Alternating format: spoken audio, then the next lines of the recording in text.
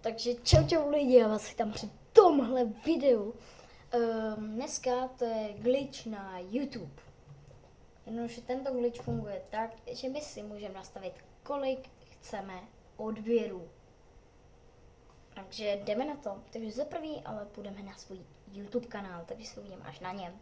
Takže jsem tu a tady si najdete jednoduše odběry, ty jsou hned tady. Mám 9 odběrů. Vy na to kliknete pravým a tady máte prozkoumat prvek. Tak co kliknete a než tady dole si najdete své odběry.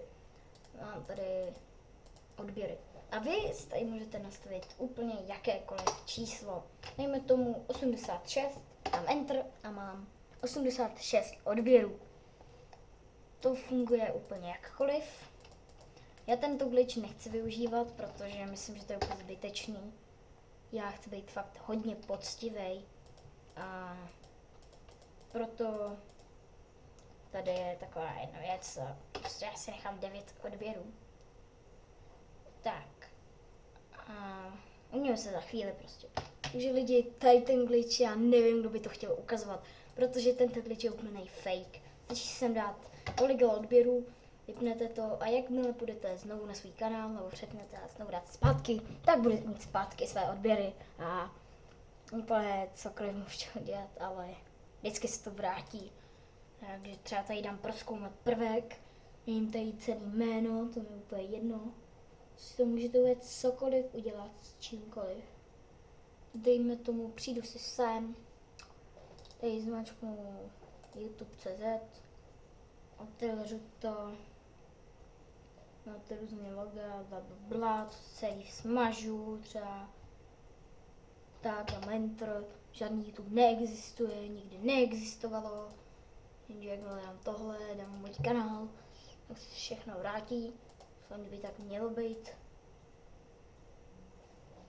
Jdeme zpátky, tady to jsem možná smazal, to mi je úplně jedno, protože jakmile kliknete sem, to na svém kanále, počkejte, na můj kanál, tady kliknu sem, tady mám YouTube, takže mě úplně nezajímá, že jsem to tady smazal.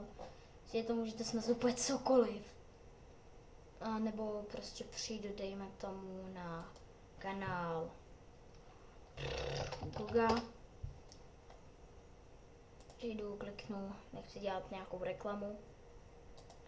Oh my god, what the Blablabla. Takže dám tady, dám prozkoumat prvek. Já tady to nechci za tolik měnit, takže to jméno nezměním takhle nějak. Ale stačí mi změnit třeba jenom to tam zmenším, protože já fakt nechci to tady měnit. Ale jakmile kliknete na tohle, dáte Enter, se úplně všechno změní.